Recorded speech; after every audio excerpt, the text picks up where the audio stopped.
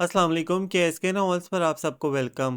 एक खूबसूरत नावल के साथ हाजिर हैं जिसका नाम है कोई झोंका है ना बादल है। नावल के राइटर हैं इकबाल बानो। चलिए नावल की जानेब बढ़ते हैं।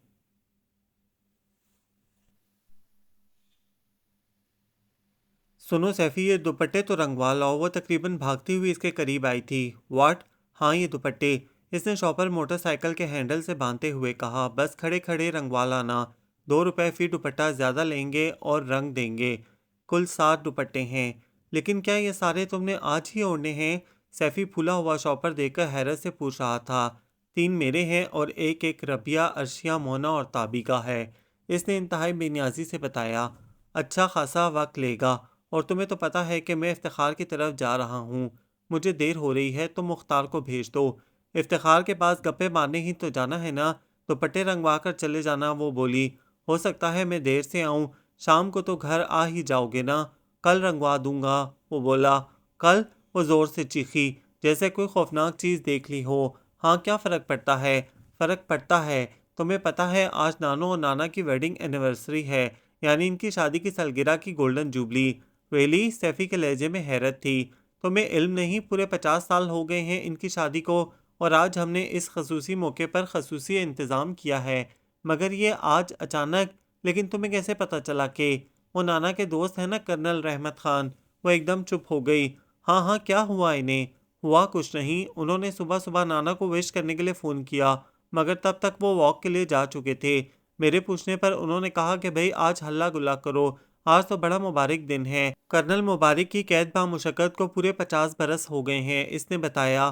फिर तुमने दादा को बताया? नहीं। मैंने तो कर्नल रहमत खान को भी मना कर दिया कि आज हम नानू और नाना को सरप्राइज़ देंगे। और सैफ़ी, हमने कर्नल रहमत को भी इनवाइट किया है। भाई ज़बरदस्त, सैफ़ी ने सराहा। मज़े की बात है ना, वो पूछ रही थी। है तो मज़े की बात, मगर प्लीज़ सैफ़ी, इस खुशी के मौके पर अगर मगर मत करो। कितने दिनों बाद तो हल्ला गुल्ला करने का मौका आया है। तुम भी इफ्तिखार की तरफ मत जाओ। बहुत से काम हैं, और अभी तो फरखंदा आप ही सामान की लिस्ट बना रही हैं। वो भी तो लाना है। 4 बज रहे हैं, तुम लोगों को अब होश आया है? सैफी ने रेस्ट वॉच देखते हुए कहा। सुबह सभी तो कॉलेज यूनिवर्सिटी जा चुकी थी। वापसी पर मैंने बताया तो ये प्रोग्राम बना है। प्लीज़ सैफी, दुपट्टे रंगवा लाओ ना, मत जाओ इफ्तिखार की तरफ। इसका लहजा मुल्तजियाना था। चलो, तुम भी क्या याद करोगी? माँ बदौलत नहीं जाते। मैं इफ्तिखार को शाम के लिए इनवाइट कर लेता हूँ। वो अपने मोबाइल पर इफ्तिखार का नंबर डायल करने लगा। शायद वो सोया हुआ है, मोबाइल ऑफ है। सैफी ने मोबाइल जेब में रखते हुए इससे बताया। बस अब तुम जल्दी जाओ, वो बोली। और सूट भी टेलर से लाने होंगे, सैफी ने कहा। नहीं, वो तो मैं यूनिवर्सिटी से आते हुए लेती आई हूँ, इसने जल्दी से बताया, जैसे एहसान कर रही हो। शुक्र है। सैफी ने शुक्र का सांस लिया और बाइक को किक लगाई ही थी कि अंदर से फरखंदा इसे आवाज़ें देती गैराज में आ गई। उजाला, वो सैफी अभी गया तो नहीं? बस जा रहा है। सैफी, ये लिस्ट तैयार है, तुम सामान ले आओ। और हाँ, गजरे और फूलों के हार चेक करके लाना। पिछली मरतबा फारूक बासी गजरे ले आया था, कमलाए हुए, किसी ने भी नहीं पहने थे। हाँ आपी, आप लोगों ने आफो और फारूक को भी बताया? सैफी ने पूछा। अभी तो वो सो रहे हैं, उठेंगे तो बता देंगे। बस ख्याल रहे कि मेहमान खसूसियों को पता न चले, फरखंदा ने मुस्कुराकर कहा। सैफी ने सर हिला दिया और फिर मोटरसाइकिल को दोबारा किक मारते हुए बड़बड़ाया। चल मियाँ सैफुर रहमान, ये ड्यूटी भी भुगता। अभी से प्रैक्टिस शुरू कर ले कि मुस्तकबिल में शायद, क्या यकीनन यही काम करने होंगे। इसने मोटरसाइकिल आगे बढ़ाई तो इसके लबों पर बड़ी उजली सी मुस्कुराहट फैल गई। उजाला, प्लीज़ जल्दी से कबाब तो बना लो। मैंने मसाला बना लिया है, तुम बस टिक्कियाँ बनाकर फ्रिज में रख दो। फ्राई इसी वक्त कर लेंगे, जल्दी काम निपट जाए। अर्शिया ने खीर के पैकेट खोलकर गर्म दूध में डालते हुए कहा। तो वो जो किचन ही में कुर्सी पर बैठी अपने लंबे नाखूनों पर क्यूटिक्स लगा रही थी, एकदम ही गर्दन मोड़कर बोली। यार अर्शी, तुम ही ये काम कर लो। मेरे हाथों में मिर्चें लगें तो फिर मैं खुजाती ही रहूंगी। सच, बहुत जलन होती है, इसने मासूमियत से कहा। इतना काम है। और मोना ने समोसे बनाते हुए इसे देखा तो न जाने क्यों जुमला इसके लबों ही में रह गया। उजाला इतनी मस्कीन सूरत बनाए अर्शी को देख रही थी कि मोना को इस पर एकदम ही तरस आ गया। अर्शी, तुम रहने दो, उजाला कोई और काम कर लेगी। मैं समोसे बनाकर टिक्कियाँ बना देती हूँ। उजाला वैसे भी नाजुक है। गुड गर्ल, तुम कितनी अच्छी हो, उजाला ने मोहब्बत से इसे देखा। तुम भी तो बहुत अच्छी हो, मोना ने सुर्ख चेहरे के साथ कहा। पता नहीं वो क्यों अपनी ज़रा सी तारीफ पर ही ब्लश हो जाती थी। और यूं भी उजाला इसे बहुत प्यारी थी कि वो इसके भाई सैफी को पसंद थी। और ये पसंद किसी से ढकी छुपी ना थी, शायद उजाला से भी नहीं, मगर कभी इसने जाहिर ना किया था कि वो सैफ़ी की धड़कनों में छुपे राज को जानती है, इसके लहजे में कूकते जज्बों को महसूस करती है, इसकी आंखों से झलकती वारफिदगी की लय से डिस्टर्ब होती है। सैफ़ी इस पर मरता था, मगर इसका रवैया सैफ़ी के साथ ज़रा भी महबूबाना नहीं था, बल्कि वो तो बड़ी बेतकल्लुफ़ी से सैफ़ी से बात करती थी, हर दर्जा एतमाद के साथ। हालांकि इसे सबकी ख्वाहिश का पता था, मगर शायद किसी को इसकी अपनी ख्वाहिश का इल्म ना था, और ना ही इसने अपनी ख्वाहिश का किसी से जिक्र किया था। भला कभी ख्वाहिशें भी बताई जाती हैं? इनके चिराग तो दिल की ओताक में बहुत ऊपर सजा कर रखे जाते हैं, जिनकी रोशनी से आंगन दिल मुनव्वर होता रहता है। और ऐसी ही ख्वाहिश उजाला की भी थी, जिसकी उजली उजली सुच्ची रोशनी में इसका तन मन चमकता रहता था। उजाला ने इसी घर में आंख खोली थी, हमेशा से ननियाल में रही, बड़े मामू अनीस, छोटे मामू नफीसुर रहमान और ताहिरा खाला के बच्चों के साथ पलकर बड़ी हुई थी। इसकी माँ फाखरा और वालिद सिकंदर राजनपुर एक शादी में गए और वापसी पर एक्सीडेंट हो गया। दोनों ही मौके पर हलाक हो गए थे। उजाला सिर्फ 4 माह की थी और फाखरा इसे शादी पर जाते हुए माँ के पास छोड़ गई थी, और फिर वो कहीं और ना गई। ददियाल में 2 चचा थे और एक फुफ्फो। उन्होंने कभी पलट कर ना पूछा था, यूं वो ननियाल के यहाँ ही पली बड़ी थी। बड़े मामू जिनके 3 बेटे और 2 बेटियां थीं, फारूक, सैफ, राहीला, मोना और छोटा तारिक। छोटे मामू की फरखंदा आपा आफाक अहमद और अर्शिया रबिया थे, जबकि तायरा खाला की ताबिंदा तनवीर और तफसीर अहमद थे। तायरा खाला मस्कत में रहती थीं। ताबिंदा और तनवीर को पढ़ाई की गर्ज से ननियाल में छोड़ा हुआ था। ताबिंदा और तनवीर छुट्टियों में मस्कत चले जाते, या फिर 2 साल बाद ताहिरा खाला चक्कर लगा लेती थीं। उजाला सब ही की चहीती थी। सारे मामू और ताहिरा खाला बहुत प्यार करते थे। फिर इसे नाना और नानों का भी सारा लाड और प्यार मिला था। छुट्टियों में जब ताबिंदा और तनवीर मस्कत जाते तो अजीब तरह का दुख इसे अपने हिसार में ले लेता। मेरा कोई नहीं, मैं कहीं नहीं जा सकती। बड़ी और छोटी मुमानी बमाएं अपने बच्चों के मैके चली जाती तो वो खुद को और तन्हा महसूस करने लगती। बार बार दोनों मुमानियों के मैके से बच्चों की छुट्टियां होते ही फ़ोन आने लग जाते। ननियाल जाने की तैयारियां होती, कपड़े बनते, लड़कियां चूड़ियां लेती, नई सैंडलें आती, और उजाला देखती रहती। हालांकि इसके लिए भी सब चीज़ें आती, मगर न जाने क्यों इसे खुशी न होती थी। सब बच्चे चले जाते तो वो तन्हा इतने बड़े घर में बोलाई बोलाई फिरती रहती कि जाना मैं कौन। इस मिसरे की गर्दान इसे अपने इर्द गिर्द महसूस होती। वक्त गुजरता रहा। वक्त के साथ साथ इसे भी एहसास हुआ कि वो यानी उजाला सिकंदर घर भर की चहीती है। नाना की तमाम तर शफकत इसके लिए थी, तो नानू का बेतहाशा प्यार भी वही से मिटती थी। बल्कि घर के बच्चों पर भी हुक्म इसी का चलता, जो खेल वो चाहती वही खेला जाता। ताबिंदा, सैफी, आफाक और मोना इससे बड़े थे, मगर वो जो कहती सभी इसकी मान लेते।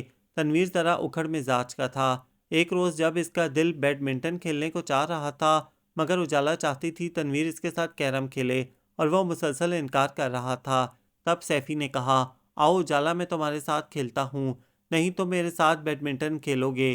तनवीर ने तड़क कर कहा, मैं तनवीर के साथ कैरम खेलूंगी। उजाला की भी जिद थी। तब इनकी बहस सुनकर नाना आ गए थे। भाई क्या मसला है? नाना, मैं कैरम खेलना चाहती हूँ तनवीर के साथ। और तुम? नाना ने तनवीर से पूछा। मैं सैफी के साथ बैडमिंटन खेलूंगा, तनवीर तिनक कर बोला। तुम यूं करो, पहले उजाला के साथ कैरम खेल लो, फिर अपना खेल खेल लेना। कर्नल मुबारक अहमद बोले तो उजाला के लबों पर बड़ी खूबसूरत मुस्कुराहट फैल गई। नाना, आप हमेशा उजाला की साइड लेते हैं। तनवीर ने रैकेट जोर से अपने हाथ पर मारा। बेटा, तुम बड़े हो, फिर तुम अपने वालिदैन के साथ हो, आपस में भाई बहन मिलकर रहते हो, मगर उजाला का कौन है? ना माँ, ना बाप, ना भाई, ना बहन। अगर हम ही इसे मोहब्बत ना दें, इसकी ख्वाहिश पूरी ना करें, तो कौन करेगा? वो खुद को अकेला महसूस करेगी। तुम भी हमें बहुत प्यारे हो, मगर उजाला बिन माँ बाप की बच्ची है। ज़रा अपनी जगह पर इसको रख कर सोचो तो तुम्हें एहसास होगा कि वो ज़्यादा हकदार है। दिल बड़ा रखा करो यंग बॉय। कर्नल मुबारक अहमद तनवीर को समझा रहे थे, और उजाला को लग रहा था जैसे बहुत सारी मेखें इसके अंदर गिरती जा रही हों। नाना के लफ्ज़ ना थे, नोकदार मेखें थीं, जो इसके जिस्म की एक एक बोटी में ठोंकी गई थीं। मुझ पर तरस खाया जा रहा है सिर्फ इसलिए कि मेरे वालिदैन नहीं हैं, कोई भाई बहन नहीं है। तो मैं मजलूम हूँ, बेचारी हूँ। नहीं, मैं किसी को खुद पर तरस नहीं खाने दूंगी। लम्हा भर में वो एकदम ही खुद को बड़ा समझने लगी। हालांकि अभी वो सिर्फ 13 बरस की थी, 8वीं क्लास में पढ़ती थी। मगर नाना के जुमलों ने इसकी रूह क्या घायल की कि लावाबालीपन, जिद, सब कुछ ही इसने छोड़ दिया था। सभी इसकी संजीदगी पर हैरान थे कि वो किताबी कीड़ा बन गई थी, अपने आप में मस्त थी। फिर वो गहरी भी बहुत थी। अपने किसी जज्बे, किसी अंदाज से भी इसने कभी अपने अंदर की कैफियत के बारे में किसी को जानने का मौका ना दिया था। ऊंचे ऊंचे कहके लगाती, हर नया फैशन करती, कैसेट प्लेयर ऊंची आवाज़ में सुनती, और तो और कभी कभार डांस भी कर लेती। रबिया और अर्शिया तो इसके डांस की दीवानी थी। कई बार उन्होंने सीखने की कोशिश की, मगर जो लोच और रिदम उजाला के अंदाज में था वो इनमें कहा। यूं ही वक्त गुजरता गया। मोमानिया अब अपने बच्चों के साथ कम ही मैके जाती कि सब बड़े हो गए थे, कोई कॉलेज में तो कोई स्कूल में। उजाला अब अकेली नहीं होती थी। नाना हर माह पेंशन लाते तो 1000 का नोट उजाला को मिलता। दोनों मामू एक माकूल जेब खर्च इसे देते। उजाला को कभी पैसों की कमी महसूस ना हुई थी, बल्कि सैफी और आफाक तो अक्सर इससे उधार लेते। सैफी तो वापस कर भी देता था, मगर आफाक ने कभी वापस ना दिए, और उजाला हमेशा इसे उधार देते हुए कहती, बस ये आखिरी मर्तबा है, आइंदा नहीं दूंगी अगर मुझे पैसे ना दिए वापस। और आफाक इतनी मस्किन सूरत बनाकर वादा करता कि वो हंस देती। तायरा खाला मस्कत से आई तो इसके लिए बहुत ज़्यादा गिफ्ट्स लाईं। तर्स ये लफ्ज़ इसके दिमाग की दीवारों से ऐसा चिपका था कि मिटता ना था। इसे लगता सब इस पर तरस खाते हों।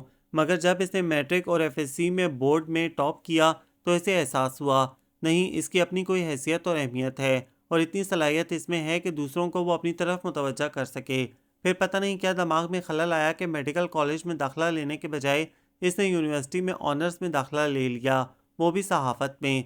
घर में सभी ने इसे समझाया, तुम लाइन ना बदलो, बस मैं साइंस नहीं पढ़ सकती और फिर मुझे कौन सा नौकरी करनी है। फिर क्या करना है? मोना ने शरारत से पूछा था। अपना पर्चा निकालूंगी और धांसू किस्म के आर्टिकल लिखूंगी, तुम देखना तो कैसी बले बले होगी मेरी। बहुत से ख्वाब इसकी आंखों की मुंडेरों पर पंछियों की तरह आ बैठे। डॉक्टर बन जाती तब भी, मोना ने कहना चाहा। यार ईंट उठाओ तो डॉक्टर मिलता है, और यूं भी मुझे बहुत डर लगता है ऑपरेशन थिएटर में जाते हुए। वो कपकपा कर बोली। नाना वाहिद शख्स थे जिन्होंने इस पर कोई एतराज़ न किया था। वो शुरू ही से इस बात पर अमल पैरा थे कि बच्चे अपनी राहें खुद मुतय्यन करें और फिर इन्हें इस राह पर गाइड किया जाए। इन दिनों वो ऑनर्स फाइनल कर रही थी। सैफ़ी के दिल की धड़कन और आंखों की ठंडक थी। सैफ़ी इसे देखता तो इसे लगता वक्त ठहर गया हो, हवाएं दम बखुद हो गई हों, बहते चश्मे ठिठक गए हों। सैफ़ी ने आज तक इसे अपने दिल का हाल नहीं सुनाया था, मगर इसे पक्का यकीन था कि वो इसी की है, क्योंकि मोना के ज़रिए इसे पता चला कि बुज़ुर्ग बस उजाला की तालीम मुकम्मल होने के इंतज़ार में हैं और फिर शादी होगी। वो अपने तमाम जज्बों और इतर बातों को मखसूस वक्त के लिए संभाले हुए था, मगर वो दुश्मन जान जब भी सामने आती, सैफ़ी का दिल बदन की इमारत में इस तरह धड़धड़ाता जैसे अभी कवाड़ तोड़कर बाहर निकल आएगा।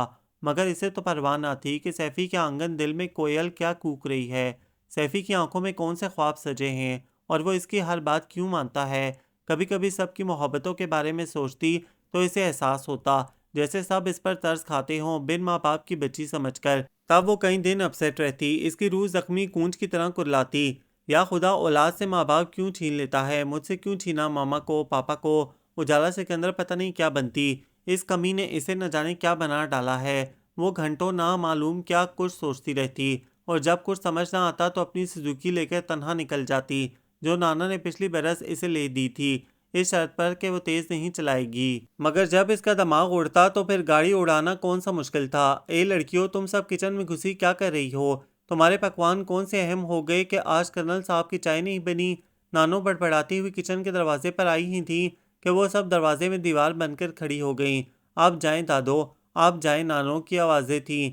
ए लो, दीवानी हो गई हो, क्या पक रहा है? पता चल जाएगा, प्लीज़ नानो आप जाएं, मैं नाना के लिए भी चाय लाती हूँ, उजाला ने कहा, और फिर नानो को पकड़कर बाहर लॉन में ले आई, जहाँ कर्नल मुबारक अहमद पौधों को पानी दे रहे थे। ये बावली हुई हो? नानो को गुदगुदी हो रही थी। बस नानू, हिलना नहीं, वो कहती हुई अंदर भागी थी। और जब नाना नानी चाय पी चुके तो उन्होंने घर भर को तैयारी का हुक्म दिया था। नानो को चटापटी का करारा पहना दिया था, जो उन्होंने अनीसुर रहमान की शादी पर पहना था, और फिर तब से जो रखा तो फिर ना पहना। अलबत्ता सावन के मौसम में धूप जरूर लगवा दी जाती थी। भला मैं ये पहनूंगी, मगर क्यों? बस आपने पहनना है आज, क्यों तो हमारी खुशी। अर्शिया ने मोहब्बत से कहा, ए लो, इस उम्र में क्या अच्छी लगूंगी, यही तो उम्र होती है ऐसे खूबसूरत ड्रेसेस पहनने की। मोना ने जल्दी से कहा। हटो भी, साफ इनकार था। प्लीज नानो, मेरी खातिर पहन लें। उजाला के लहजे में न जाने क्या था कि नानो ने बहस न की। चलो तुम कहती हो तो यूं ही सही, उन्होंने मोहब्बत से कहा। हुर्रा, सब ने नारा लगाया। मैं दादो का मेकअप करूंगी, राहीला ने कहा। दीवानी हो गई हो तुम लोग, खबरदार जो फजूल लेबा पोती की मुझे, उन्होंने डांट दिया तो राहीला मुंह बसूर कर रह गई। इसने ब्यूटिशियन का कोर्स किया था, मगर घर में कोई भी इससे फ़ायदा ना उठाता, जबकि ख़ानदान में जहाँ कहीं शादी होती, दुल्हन के अलावा बाकी ख़वातीन को भी वही तैयार करती। हत्ता कि इसकी अपनी तैयारी रह जाती, मगर घर वाले तो इसे किसी खाते ही में न डालते थे। और तो और उजाला ने वो तख्त जिस पर नानो नमाज पढ़ती थी वो भी लॉन में रखवा दिया था, जिस पर चांदनी बिछाकर सुर्ख वेलवेट वाले गाँव तकिए रख दिए थे। घर में अजब तरह की हटर-बुंग मची थी। नानो और नाना कमरे में बंद कर दिए गए थे और अब तो छोटे और बड़े मामू भी सबके साथ शामिल हो गए थे। सब लड़कियां तैयार हो गई थीं। फिर दिए गए वक्त पर कर्नल रहमत खान बमाए अपनी बेगम और पोती लैला के यहाँ मौजूद हुए। यूं भी इनका पहले भी आना जाना था, इसलिए ये घर इनके लिए नया ना था। अलबत्ता खूबसूरत खदोखाल और मुस्कुराते चेहरे वाली लैला के लिए ये घर और इसके मकीन नए थे। कर्नल रहमत खान ने इसका सब लड़कियों से तारुफ कराया। लैला लाहौर से आई थी और कैनियर्ड से इसने ग्रेजुएशन किया था। फिर वो इस शरीर टोले के साथ जल्द ही घुल मिल गई। इसे महसूस भी ना हुआ कि वो इन सब से पहली बार मिल रही हो। कर्नल रहमत खान की आमद पर नानो और नाना कमरे से निकले थे और अब लॉन में बैठे थे। कर्नल रहमत खान के ऊंचे कहके लॉन में गूंज रहे थे और अंदर लाउंज में बैठा आफाक तनवीर से कह रहा था, महाज पर इन्हें गोली चलाने की जरूरत ना होती होगी, दुश्मन को कह के ही इसे मार डालते होंगे। क्यों भला? तनवीर ने हैरत से पूछा। यार देख नहीं रहे बल्कि सुन नहीं रहे, कितने जोर से हंसते हैं। मैं तो उठाया, मेरा दिल तो वैसे ही कमजोर सा है, कहीं बंद हो गया तो। आफाक आंखें बंद करके दिल पर हाथ मसलते हुए बोला। तुम्हारा दिल तुम्हारे पास है? फारूक ने पूछा। हाँ यार, है तो नहीं, आफाक आह भर कर बोला। तुम लोग क्या फजूल सी बातों में लग गए हो, चलो बाहर निकलो। राहिला ने घुरका तो इन्हें उठते ही बनी। लड़कियों ने बहुत अच्छा इंतजाम किया था। फिर नाना और नानू ने मिलकर केक काटा तो बड़ी झिपी झिपी मुस्कुराहट दोनों के होठों पर थी और इस मुस्कुराहट को उजाला ने कैमरे में मुकीद कर लिया था। अपने बच्चों की मोहब्बत का अक्स इनके चेहरों पर लहरा रहा था। सब ने इन्हें अपनी बिसात भर तोहफे दिए थे। दोनों को परफ्यूम पसंद थे। लड़कों ने तो मिलकर इंतहाई कीमती परफ्यूम दिया था। खाने का भी इंतजाम था और जब सब खाना खा रहे थे तो नानो अपनी बड़ी बहू से कह रही थी, अतिया हमारी औलाद तो बहुत सीधी सादी थी, कभी मनमानी न की, जबकि तुम्हारे बच्चे इंतहाई शरीर हैं। ये कहते हुए भी नानो के खूबसूरत चेहरे पर ममता का नूर बिखरा हुआ था। लफ्ज़ों में शिकायत थी मगर लहजे में प्यार था। अम्मा नई नस्ल है, हम क्या कह सकते हैं, हम सबसे ज़्यादा ज़हीन और तेज़ है, ये तो है। उन्होंने सर हिला दिया और जब कर्नल रहमत खान जा रहे थे तो वो कह रहे थे, भाई मुबारक, आज की तकरीब मुझे हमेशा याद रहेगी। वाकई बहुत अच्छा लगा ये सब। कर्नल मुबारक खुले दिल से बोले। फिर आना तुम, अर्शिया और मोना लैला से कह रही थीं। ज़रूर तुम भी आना, वो खुशदिली से बोली। उजाला तो नानों से चिपकी हुई थी। दादो बच के रहें, इसकी नज़र आपके तहफ़ पर है कि आधे इसे मिल जाएं।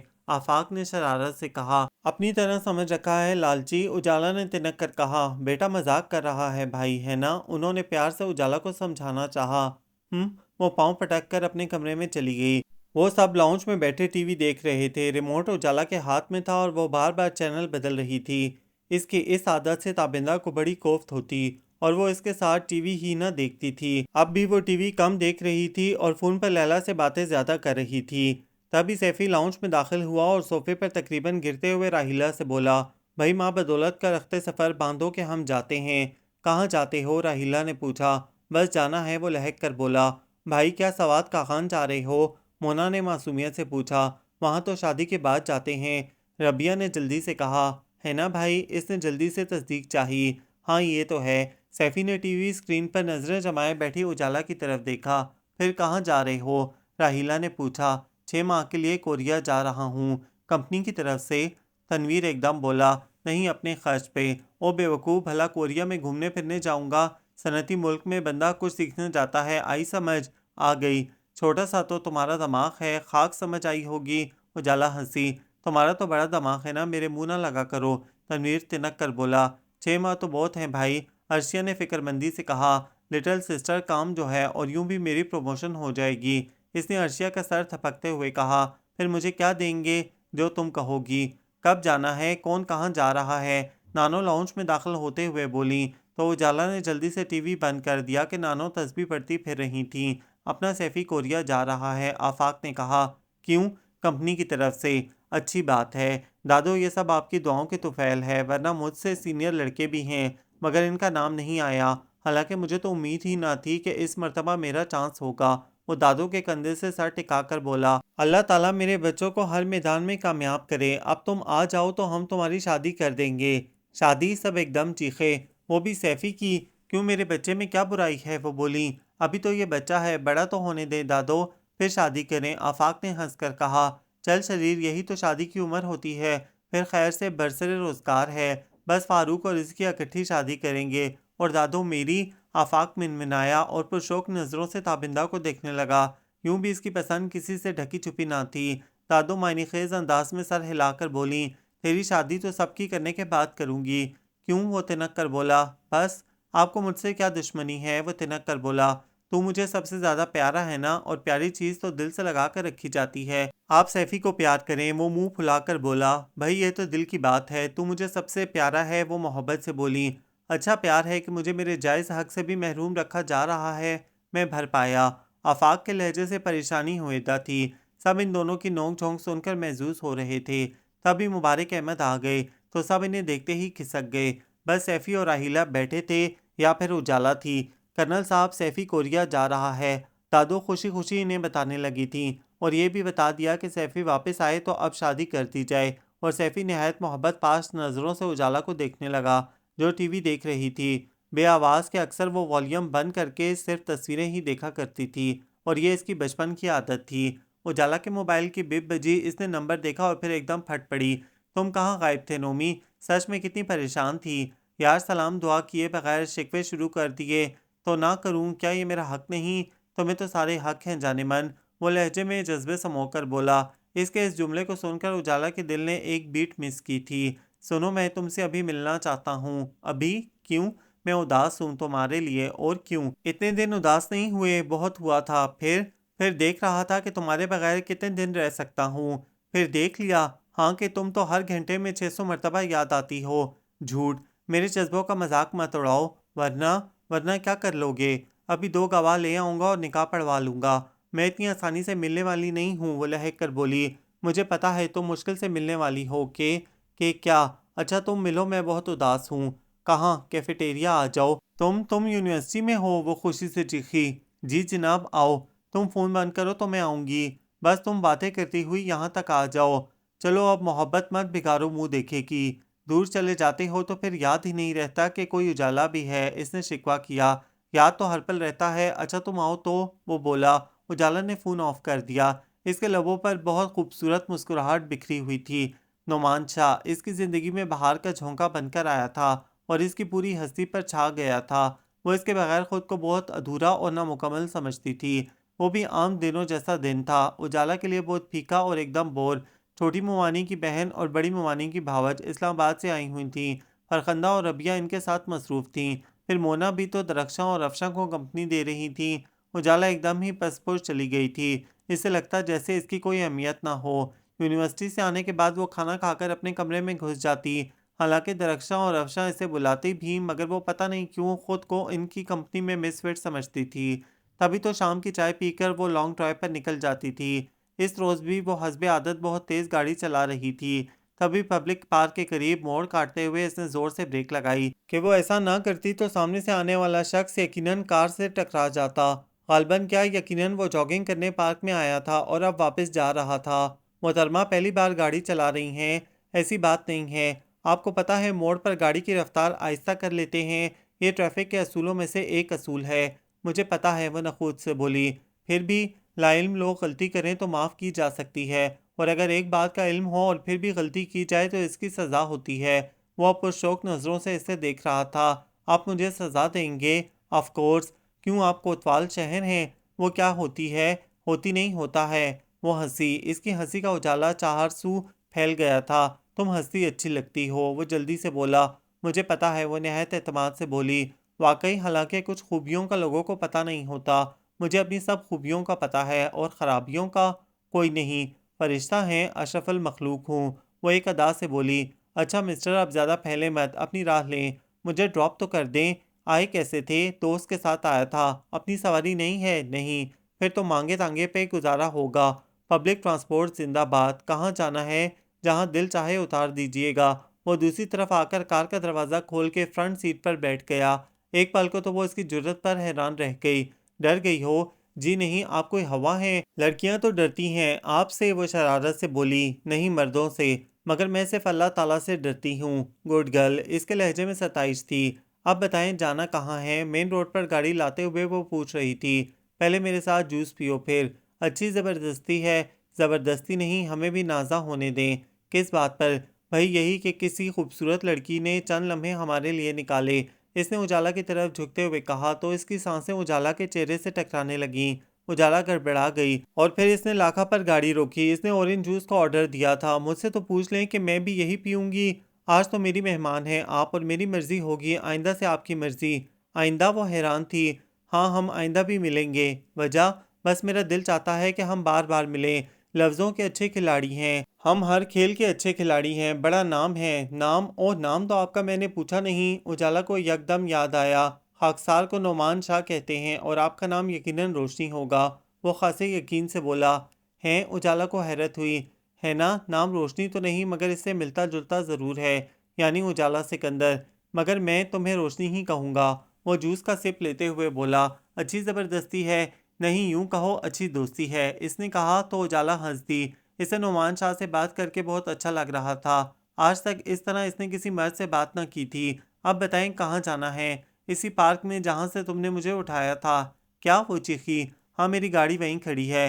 फिर आपने मुझसे झूठ क्यों बोला? जी चाह रहा था तुम्हारे साथ वक्त गुजारने को। वक्त गुजारने को? इसने तिरछी नज़र से इसे देखा।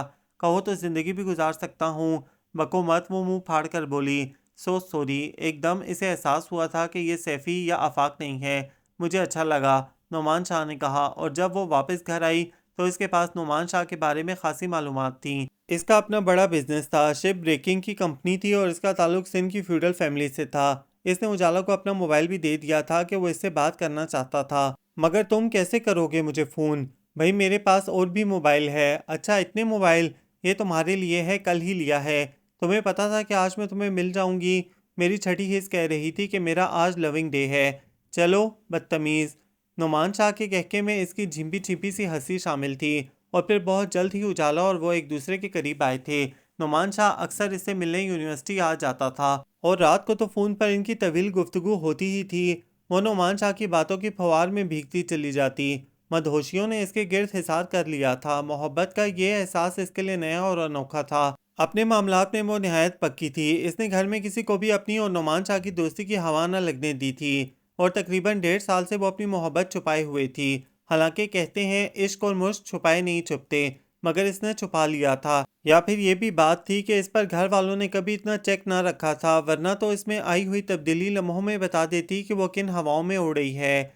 नुमान शाह 2 हफ्ते से गांव गया हुआ था और ये दिन उजाला ने जिस तरह गुजारे थे वही जानती थी। इसे लगता था नुमान के बगैर इसकी ज़िंदगी बिल्कुल फीकी सी है। और अब जबकि इसने इसे फ़ोन किया तो लगा सूखे धानों पर पानी पड़ गया हो। और थोड़ी देर बाद वो कैफेटेरिया में बैठी नुमान शाह से गए दिनों की मसरूफियात सुन और कह रही थी। सुना है सैफ साहब कोरिया जा रहे हैं? लैला रबिया से पूछ रही थी। अरे ये सैफ कब से साहब हो गया? तनवीर ने गड़बड़ा कर कहा। क्यों, वो साहब नहीं हो सकते? आपके साहब आफाक कब पीछे रहता? बको मत, तुम लोग बेचारी को तंग मत करो। राहिला ने इसे डांटा और फिर लैला से बोली। तुम बुरा मत मानना, ये ऐसे ही शैतानों की टोली है। जी नहीं, मैंने बुरा तो नहीं माना, लैला ने आहिस्तगी से कहा। कब आई तुम? अर्शिया पूछ रही थी। दादा आ रहे थे तो उनके साथ अभी आई हूँ, लैला ने कहा। नानों का हुक्म था कि कर्नल रहमत दोपहर का खाना यहीं खाएंगे, इसलिए खासा एहतमाम किया जाए। तब सब लड़कियां ही अपने अपने कामों में लग गईं। उजाला अपने कमरे में आकर नुमान से फ़ोन पर बात करने लगी कि छुट्टी के दिन वो नुमान से वक्फे वक्फे से बात करती थी और दोनों को छुट्टी का पता ही न चलता था। तुम भी कुछ कर लिया करो। नानो इसके कमरे में चली आई तो इसने खुदा हाफिज कहकर फ़ोन बंद कर दिया। क्या करूं, वो मुंह बनाकर बोली। सब बच्चियां काम कर रही हैं बेटा, लड़कियां काम करती ही अच्छी लगती हैं। मुझे जो अच्छा समझे बगैर काम के ही समझ ले। तुम कब सुधरोगी? मैं सुधरी हुई हूँ। चलो नीचे, लैला को कंपनी दो, नानो ने टपट कर कहा तो वो होंठ को चलते हुए इनके पीछे चल दी। वो बड़बड़ा रही थी। घर आए मेहमानों का ही ख्याल कर लिया करो, क्या कहेंगे कि किस कदर बदअखलाक है। पता नहीं ऐसी क्यों होती जा रही है। वो लाउंज में चली आई। लैला मोना के साथ कैरम खेल रही थी, वो भी इनके पास बैठ गई और तभी सैफी आ गया। लैला का दिल बदन की इमारत में तेजी से धड़कने लगा और चेहरा गुलगू हो गया। उजाला ने हैरत से इसे देखा। लैला की आंखों में सैफी को देखकर जो चमक उभरी थी, इसने उजाला को बता दिया कि लैला के दिल में सैफी बराजमान हो चुका है, जबकि सैफी ने इस पर कोई तवज्जो न दी थी और अंदर चला गया था। घर में गैर मामूली चहल पहल थी। आज रात सैफी की फ्लाइट थी और सभी अपनी अपनी जगह मसरूफ थे। बड़ी मुमानी इसकी तैयारी करवाते हुए कई बार रो चुकी थी कि पहली बार सैफी घर से इतनी दूर जा रहा था। सभी उदास थे। अगर उदास नहीं थी तो उजाला नहीं थी। ना वो खुश थी और ना ही गमगीन। और यूं भी इन दिनों वो अपने आप में मस्त थी। जब अंदर खुशियों का डेरा हो तो फिर बाहर की हर खुशी और गम से बंदा बेपरवाह हो जाता है। उजाला भी बहुत खुश थी। नुमान शाह का ख्याल इसके दिल व जहन को हिसार में लिए रहता। इसकी बातों की खुशबू से उजाला के दिल का आंगन महकता रहता। वो पास होता तो इसकी कुर्बत उजाला को मदहोश रखती और तन्हाइयों में वही कुर्ब के लम्हात इसके लिए चांद तारे बन जाते, जिनकी रोशनी में वो बहुत दूर तक चली जाती। नुमान शाह का साथ इसका ख्याल इसके वजूद को तवानाइयाँ बख्शता। मोहब्बत के इस अनोखे एहसास ने इसे सबसे बेगाना कर दिया था। अब इसे किसी की बात बुरी न लगती और ना ही किसी बात पर वो दिनों कुटती। अब हर बात को वो कंधे उचकाकर नज़रअंदाज कर देती। क्या मोहब्बत में इतनी ताकत है कि वो इंसान को सिवाय अपने हर बात से बेनियाज कर देती है? वो बारहा अपने आप से ये सवाल करती और एक बार इसने नुमान से भी पूछा था, नोमी क्या तुम्हें भी ये एहसास होता है कि मोहब्बत करके तुम सब कुछ भूल गए हो? हाँ, होता है ये एहसास। मुझे तो सिवाय तुम्हारे कुछ भी याद नहीं। मेरा मतलब ये नहीं था। वो सुर्ख हो गई। तुम्हारा मतलब जो भी था, मगर मैंने जो समझा वही बताया है। नुमान शाह ने इसके चेहरे पर नजरें जमा दी। उजाला ने महसूस किया था कि वो जब भी इसके साथ होती है, इसकी नज़रें उजाला के चेहरे का तवाफ करती रहती हैं और वो खुद को नुमान की निगाहों के हिसार में जकड़ा हुआ महसूस करती।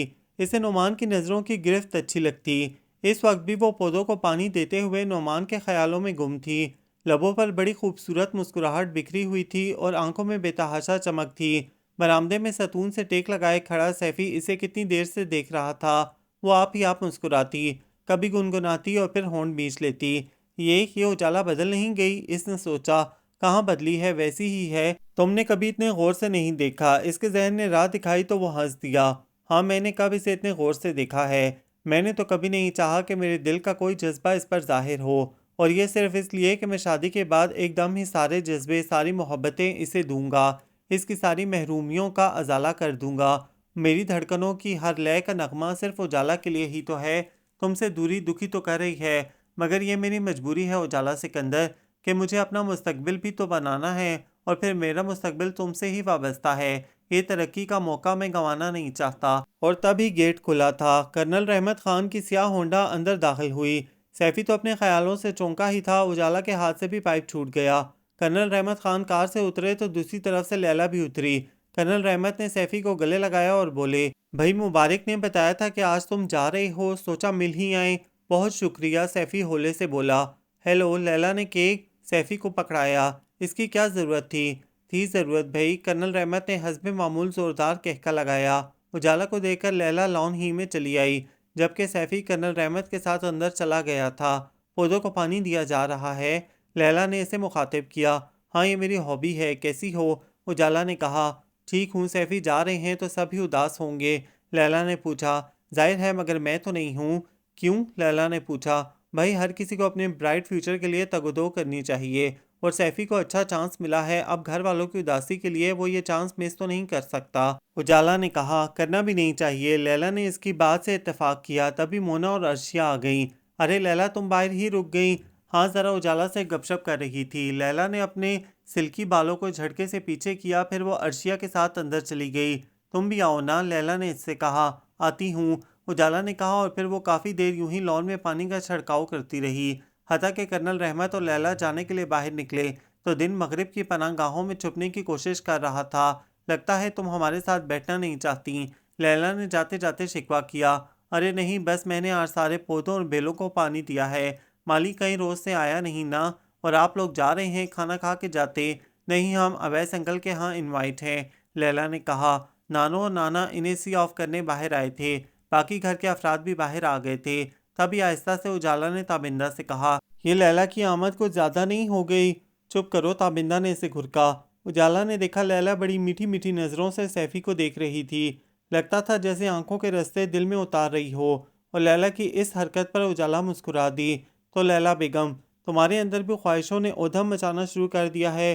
वो भी सैफी के लिए। इसे हैरत थी कि इसने तो कभी सैफी को इस काबिल नहीं समझा कि इसे चाहा जाए, और लैला खैर पसंद अपनी अपनी, दिल अपना अपना। और रात को खाने के बाद वो सब लाउंज में जमा थे जब आफाक ने कहा था सैफी को मुखातिब करके, भाई अब तो तुम्हारे सहरे के फूल भी खिल जाएंगे। तो ना खिले, मोना खट से बोली, हम तो जलस हो रहे हैं, आखिर तुम्हें शादी की जल्दी क्यों है? दिल चाहता है दुल्हा बनने को। आफाक ने आह भरकर कहा तो सभी हंस दिए। सैफी बार बार उजाला को देख रहा था जो हस्बे मामूल टीवी देख रही थी। भाई आज तो इसकी जान छोड़ दो। रबिया ने इसके हाथ से रिमोट छीन कर टीवी बंद कर दिया। क्या करूं, और आज ऐसी कौन सी खास बात है? भाई सैफी जा रहा है, सिर्फ 2 घंटे हैं इसके जाने में, तो मैं क्या करूं? वो बेपरवाही से बोली। गपशप। अच्छा, इसने बज़ाहिर हंसकर कहा, दिल तो चाह रहा था कहते तुम लोग कम हो, मगर चुप रही कि सबका मूड ऑफ हो जाएगा। और तभी इसके मोबाइल की बिप बज उठी। इसने देखा नोमान का नंबर था। एक तो तुम्हारे मोबाइल की अच्छी मुसीबत है, फरखंदा चिढ़कर बोली, मेरी दोस्त का फ़ोन है, मैं बात कर लूँ। वो उठकर अपने कमरे में आ गई और फिर नोमान से बातों में वक्त गुजरने का पता भी ना चला। होश तो इस वक्त आया जब नानो गुस्से से कमरे में दाखिल हुई थी। पता नहीं तुम्हें कब अकल आएगी, कोई मौका महल भी देखा करो, आखिर घर वालों का भी तुम पर हक है। क्या करूं? वो फ़ोन ऑफ करके नानो को देखने लगी। चलो नीचे, सैफी जा रहा है, वो क्या सोचेगा? इसके सब अपने इसके पास हैं, इसे क्या सोचना कि उजाला नहीं है। वो हंसी।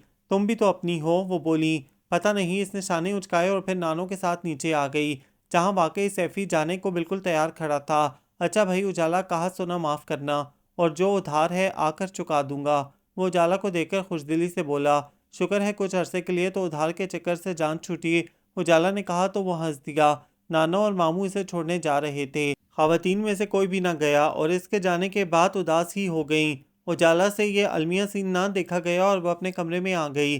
दिन अपनी पूरी आबोताब के साथ चढ़ता और फिर शाम को मगरिब में गुम हो जाता, पता भी ना चला। और सैफी ट्रेनिंग करके वापस भी आ गया था। घर में अब शादी के लिए चहमगोइयां शुरू थी। उजाला के फाइनल इम्तिहान हो रहे थे। वो सब बातें सुन रही थी और इसने सोच लिया था कि जब इससे बात की जाएगी तो वो साफ इनकार कर देगी। इसे ये भी इल्म था कि नाना इसकी ख्वाहिश को अहमियत देंगे। यूं भी इसने सैफी को कभी जिंदगी के साथी के रूप में सोचा ही ना था। नुमान शाह तो बाद में आया था। अगर वो ना भी होता तो वो तब भी सैफी से शादी से इनकार कर देती। वो अपना घर चाहती थी, ये क्या कि शादी के बाद भी यहीं रहो। और इसने ये भी सोच लिया था कि इम्तहान से फारिग होते ही वो नुमान से शादी के लिए बात करेगी। यूं भी नुमान इसके इम्तहान शुरू होते ही गांव चला गया था, और जिस रोज़ इसका आखिरी पेपर था वो पेपर देकर निकली तो नुमान का फ़ोन आ गया। तुम आ गए हो? हाँ आज ही आया हूँ, वो खांसते हुए बोला। तबीयत तो ठीक है, बस बुखार है और तो कुछ नहीं। दवाई ली? तुम ही दवा हो मेरी। क्या मतलब? तुमको देख लूँगा और भला चंगा हो जाऊँगा, मगर मैं तो आज नहीं मिल सकती। क्यों? नानों से वादा था कि पेपर देकर फ़ौरन आऊँगी, इनके साथ कर्नल रहमत ख़ान के यहाँ जाना है। ठीक है जाओ फिर, वो बोला। खफा हो रहे हो? नहीं, मैं भला क्यों खफा होने लगा? अच्छा ठीक है फिर कल मिलेंगे। बेहतर। नुमान ने कहकर सिलसिला मुनक़ता कर दिया तो उजाला के दिल पर घूंसा सा पड़ा। वो मुझसे नाराज़ हो गया है शायद, मगर नानो भी खफा हो जाएंगी। तब इसने घर फ़ोन किया। नानो ने बताया कि कर्नल रहमत ख़ान के यहाँ नहीं जाना क्योंकि इनके अजीज़ों में कोई मर्ग हो गई है। फिर नानो, मैं नईमा के यहाँ जा रही हूँ, 1-2 घंटे तक आ जाऊँगी। ठीक है, उन्होंने इजाज़त दी। तो मारे खुशी के इसका दिल खिल उठा और फिर वो नुमान शाह के बताए बगैर इसके घर पहुँच गई। वो कभी नुमान के घर के अंदर ना गई थी, मगर नुमान के साथ बारहा इसके घर के सामने से गुजरी थी। बावर्दी मुलाजिम ने गेट खोला और वो सुजुकी अंदर ले गई। तभी अंदर से मुलाजिम भी निकल आया। नुमान साहब हैं? जी अंदर हैं। वो मुलाजिम के साथ अंदर चली गई। वो लॉन्च ही में मौजूद था। उजाला को देखकर इसने एकदम आंखें मस लीं। ख्वाब नहीं, हकीकत है, उजाला ने कहा। अगर ये हकीकत है तो बहुत खूबसूरत है, और अगर ख्वाब है तो कभी ना टूटे। तुम मेरे घर आई हो रोशनी। नुमान शाह के लबों पर मुस्कुराहट और आंखों में मोहब्बत थी। बैठो, नुमान ने कहा। वो बैठने लगी तो वो बोला, नहीं इधर बैठो। नहीं इधर। वो जहाँ बैठना चाहती वो उठा देता। भाई बैठने भी दोगे? उजाला हंसी। समझ में नहीं आता कि कहाँ बिठाऊं, चलो मेरे सामने बैठ जाओ। वो हंसती हुई बैठ गई। मुलाजिम कोल्ड ड्रिंक ले आया। तुम यूनिवर्सिटी से आ रही हो, भूख तो लगी होगी। नहीं, चलो बाहर खाना खाएंगे। तुम्हारी तबीयत ठीक नहीं, उजाला ने कहा। तुम्हें देख लिया तो सब बीमारी हवा हो गई। मैं ज़रा एक फ़ोन कर लूँ। वो उठ गया और अभी वो फ़ोन करके पलटा ही था कि उजाला ठिठक गई। ग्लास डोर खोले सैफ़ी खड़ा था। इसकी नज़रें उजाला पर थीं। अरे सैफ, तुम आ गए? मैं तुम्हें अभी फ़ोन ही कर रहा था कि मत आओ, मैं लंच पर जा रहा हूँ। फिर आप जाएं सर। नहीं, अब आ गए हो तो चेक साइन करवा ही लो। और वो तोलाई वालों की फ़ाइल लाए हो? जी सर, इस पे डिस्कशन कल ऑफिस में कर लेंगे। बेहतर सर। मैं अब चलती हूँ। उजाला खुद पर काबू पाकर बोली, बैठो यार, सैफ अभी चला जाएगा, मैं तैयार होता हूँ। नोमान ने कहा, मुझे ज़रूरी जाना है। उजाला की समझ में नहीं आ रहा था कि क्या कहे। अरे सैफ, मैंने तारुफ तो कराया नहीं, ये मेरी दोस्त है उजाला। अस्सलाम वालेकुम। सैफ ने फ़ौरन सलाम किया तो वह जवाब ही न दे सकी और पर्स उठाकर बाहर की तरफ लपकी। नोमान भी इसके पीछे चला आया। तुम, क्या हो गया है रोशनी? मैं घर जा रही हूँ, मेरी तबीयत ठीक नहीं। खैरियत तो है? बस वो कार में बैठ गई और फिर नोमान की तरफ देखे बगैर गाड़ी रिवर्स कर डाली। कमाल की लड़की है, नोमान अंदर आते हुए बोला। जी सर, अच्छी दोस्त है मेरी। तो सर अब शादी कर लें? नहीं सैफ मियाँ, अच्छी दोस्त ज़रूरी तो नहीं अच्छी बीवी भी साबित हो। और यूं भी तुम्हें पता है मैं जिस फैमिली से ताल्लुक़ रखता हूँ, हमारी अपनी इतनी खूबसूरत और पढ़ी लिखी लड़कियाँ मौजूद हैं। बाहर हम शादी नहीं करते। तो ये तो आपसे शादी करना चाहती होगी? सैफी ने पूछा। ऑफ कोर्स, और यूं भी मुझसे कौन लड़की होगी जो शादी ना करना चाहेगी? नुमान शाह के लहजे में फ़ख्र था। ये बात तो है सर, आप जैसा शख्स नसीबों वालों को मिलता है, मगर ये तो अच्छी लड़की है बकौल आपके। सब कुछ है सैफ मियाँ, मगर शादी तो मैं सिर्फ सारा बतूल ही से करूँगा, जो मेरे दिल की ख्वाहिश है और रूह की तान है। मेरी खालाजाद है। अच्छा छोड़ो, मुझे चेक दो और फाइल भी, काम की बात करें। नौमान शाह बोला तो सैफी ने चुपचाप फाइल इसके हवाले कर दी। चौंका तो मैं इसी वक्त था जब मैंने तुम्हारी गाड़ी इसके पोर्च में देखी। तुम्हें पता है नौमान शाह किस कमाश का आदमी है, कितनी लड़कियों से इसकी दोस्ती है, और तुम भी इसके जाल में आ गई। तफ है तुम पर उजाला, मैं तुम्हें ऐसा नहीं समझता था। तुम मेरे दिल में बहुत ऊंची जगह पर थी और इतनी ऊंचाई से गिरी हो के पाश पाश हो गई हो। मैंने तुम्हारे बारे में कितने ख्वाब देखे थे, सुहाने ख्वाब, तुम्हारी संगत के सपने। तुम्हें अपनाने की ख्वाहिश बचपन से मेरे दिल में हमक रही थी, मगर तुम्हारी इस हरकत ने मेरे ख्वाबों को चकनाचूर कर दिया है। तुम शायद अपनी नज़रों से तो गिरी हो, मगर मेरी नज़रों से भी गिर गई हो। मुझे अफसोस है कि मैं तुम जैसी लड़की को चाहता रहा, जो अकेले घर में एक जवान मर्द के पास। प्लीज़ सैफ़ी, यकीन करो मैं पहली बार गई हूँ वहाँ। वो पहली बार इसकी बात काट कर बोली। कौन यकीन करेगा कि 2 साल की दोस्ती में तुम पहली बार इसके घर गई हो? वह तमस्खर से हंसा। ना करे कोई यकीन, और ना मुझे किसी को यकीन दिलाने की ज़रूरत है। वह हठधर्मी से बोली तो सैफ़ी इसे घूरता हुआ कमरे से निकल गया।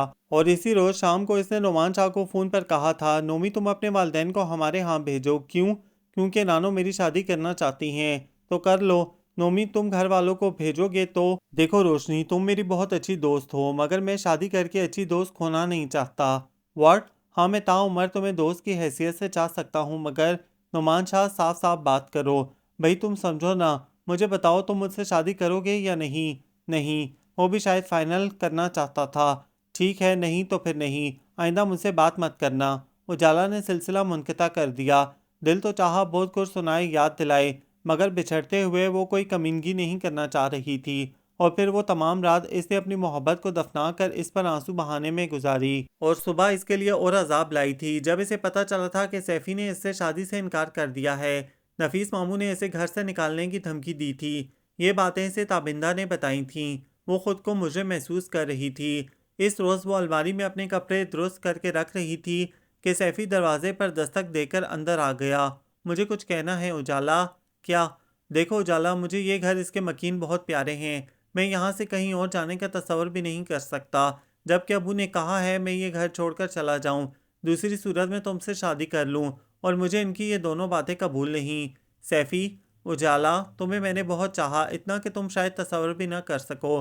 नुमान शाह ने तो इसका अशर अशीर भी ना चाहा होगा तुम्हें, मगर मैं क्या करूं कि सब के मजबूर करने पर तुम्हें अपना भी लूं, तो सारी उम्र की कसक के साथ किस तरह रह पाऊंगा? ना तुमसे मोहब्बत कर सकूंगा ना नफरत। मैंने बहुत सोचा है कि क्या है, अगर तुम्हारा दिल किसी पर आ गया, ये तो बेख्तियार जज्बा है, तो पता है मेरा अंदर नहीं मानता कि मैं तुम्हें किसी और के साथ देख कर भी अपना लूं, तुम्हें चाह लूं। कहानियों और फिल्मों में तो ऐसा होता है, मगर उजाला, जिंदगी कोई 150 सफ़ात की कहानी नहीं, ना ही जिंदगी 3 घंटे की फिल्म है। ये तो जी जी कर मरने वाली बात होगी। मैं तुम्हारा ये जुर्म कभी भी माफ़ ना कर पाऊंगा। मैं क्या करूं बताओ? तुम इनकार कर दो, तुम कह दो तुम मुझसे शादी नहीं करना चाहती। वो नहायत मुल्तजी लहजे में बोला। तुम्हारी बात कोई नहीं टालेगा। ठीक है, मैं कह दूंगी। थैंक्स उजाला, वो मस्कुर होते हुए बोला। काश काश, फिर एकदम एड़ी पर घुमा और कमरे से निकल गया। नानो नानो, मैं अभी शादी नहीं करना चाहती, और वो भी सैफी के साथ मुमकिन ही नहीं। इस घर के किसी लड़के से मुझे शादी नहीं करनी। वो नानो की गोद में सर रखे आंसू बहाते हुए कह रही थी। बावली हुई हो, पता है जब तुम पैदा हुई थी तो फाखरा ने खुद नफीस से कहा था, ये सैफ़ी की दुल्हन है। पता है सैफ़ी को फ़ाखरा बहुत प्यार करती थी। अब मेरी माँ की ख्वाहिश की भेंट मुझे ना चढ़ाएं। नानो मुझे सैफ़ी से शादी नहीं करनी। अगर मुझे मजबूर किया तो मैं घर छोड़कर हॉस्टल चली जाऊंगी। फिर कहाँ करनी है शादी? जहाँ जी चाहे, मगर इस घर के किसी लड़के के साथ नहीं। मैं हमेशा यहीं रही हूँ और शादी के बाद भी यहीं रहूँ। मेरा दिल नहीं मानता। आप अपना फ़ैसला बदल लें। इसने नहायत बुर्दबारी से कहा और नानो इसे देखकर रह गई। हर कोई इससे फ़ैसला बदलने के लिए कहता रहा, मगर वो ना मानी। और आखिर नाना ने फ़ैसला कर दिया कि जो उजाला चाहेगी वही होगा। और उजाला ही के कहने पर तो सैफ़ी की मंगनी लैला से तय पा गई थी। उजाला ने सोचा, सैफ़ी ना तुम अपनी चाहत पा सके, ना मैं ही अपनी मोहब्बत को अपना सकी। चलो लैला तो हम जैसे नामुरादों में ना रहे, कोई तो बामुराद हो जाए कि लैला ने वाकई सिर्फ तुम्हें चाहा है और यकीनन तुम भी इसे वही मोहब्बत दोगे जिसकी वो हकदार है। इसने लैला और सैफ़ी के लिए बहुत सी दुआएं की और कितने ही आंसू इसकी आंखों से ढलक कर हाथों की ओक में आ गिरे।